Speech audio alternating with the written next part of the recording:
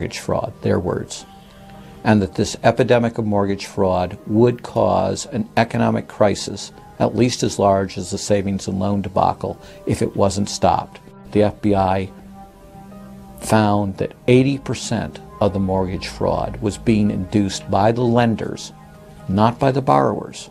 You know, much of the rage has been against the borrowers, but if you want rage, it should be at the CEOs who became fabulously wealthy by following a strategy based on fraud.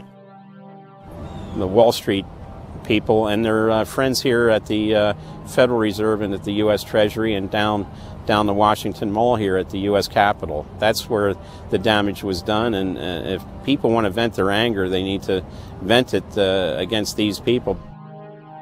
Between the Bush-Paulson administration and the Obama, Summers, Geithner, Volcker administration, there's really a total continuity of economic and financial policy. Geithner was on board at the Fed, the New York Fed, dealing with all these institutions. He didn't get it. And then we had this fellow who came up afterwards, Mr. Friedman. He was on the Goldman Sachs board, and he didn't last too long as the Fed chairman. Why? Because he had a conflict of interest. Is it possible that there's so much conflict of interest here that all you folks don't even realize that you're helping people that you're associated with, and you should be recusing yourself for America's ethics? I behaved with the... You don't think you should have recused yourself when you asked Lehman to go in bankruptcy, you didn't put Bear Stearns in bankruptcy, and then you folded Merrill Lynch into... I mean, isn't there some point where you got to say, hey, I got a conflict of interest here? You don't feel any kind of scintilla of ethics on this thing at all? Totally. I operated very consistently within the ethic guidelines I had as Secretary of the Treasury, and when it became clear that we had some very significant issues with Goldman Sachs and with why didn't you recuse yourself with Morgan Stanley, what I did then, it would have been very wrong for me to recuse myself. What I did was I went and got a waiver from the ethics agreement, because when we had concerns... Who is in charge of the ethics agreement? What? Who's in charge of the ethics agreement that you got a waiver? We have a Office of Ethics at Treasury, and we have a White House ethics office. So you got it from the legal counsel from the White House? We got it from the government ethics office. So we had Snow, we had Paulson, now we have Geithner. All these people cut from the same bowl of cloth. These are not independent Treasury secretaries. They're part of the problem, not part of any solution.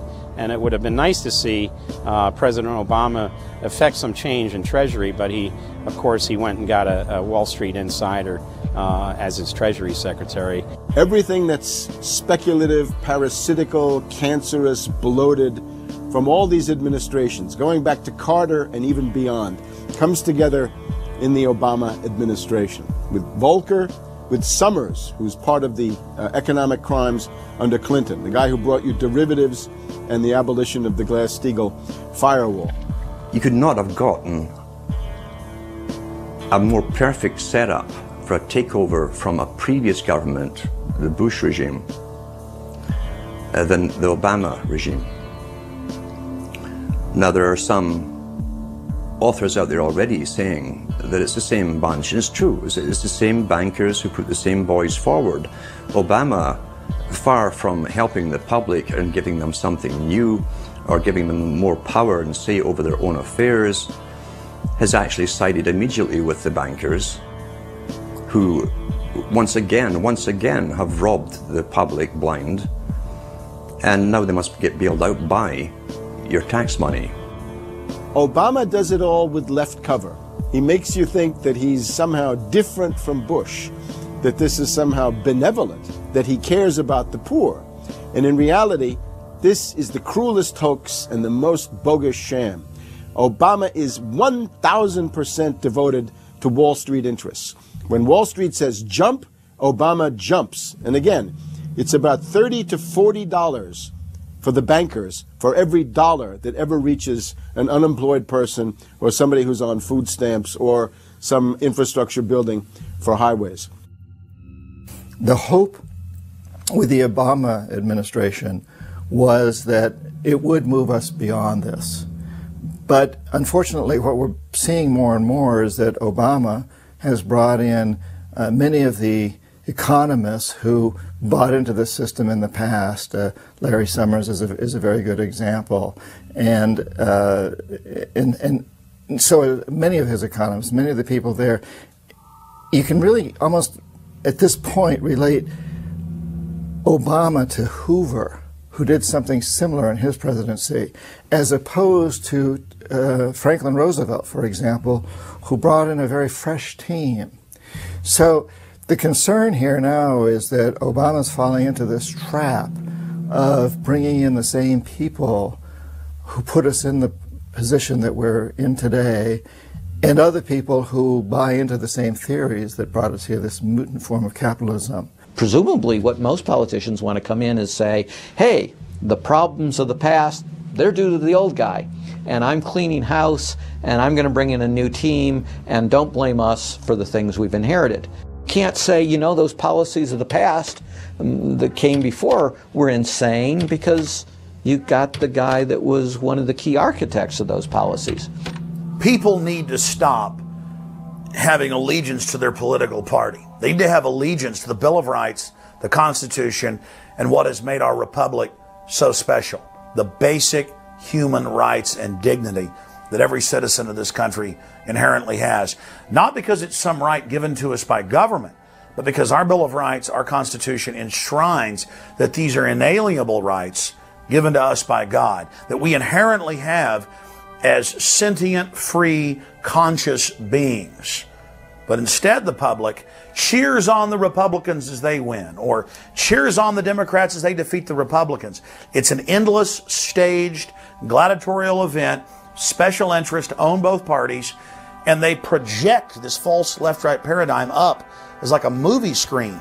And behind that, behind the throne, the establishment is able to control our society and engineer it into this high-tech police state.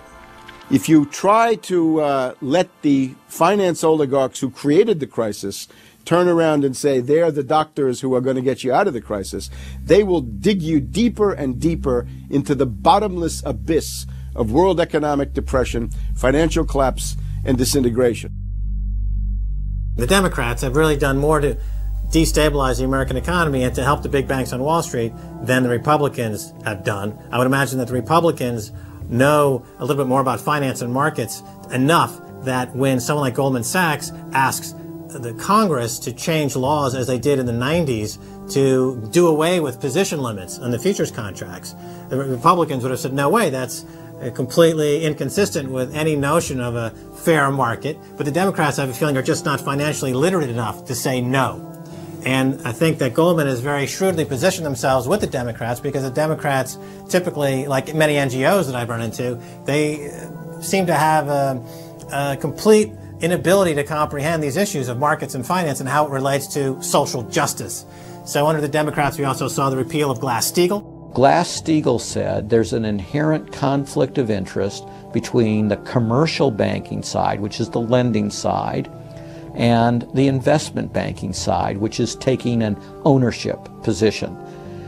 And we have to end this conflict of interest by separating these two entities. You can have investment banks and you can have commercial banks, but they have to be separate. Do you think that the repeal of Glass-Steagall was a tragic mistake? No, I don't think so. You could be a commercial bank like Chase Manhattan, or you could be an investment house like J.P. Morgan, or a bank like Bank of America, or an investment house like Merrill Lynch. But you couldn't be both. And as the 90s went on, the screaming hyenas of Wall Street were demanding that this prohibition, this regulation, be abolished. This was an illegal and inappropriate form of casino.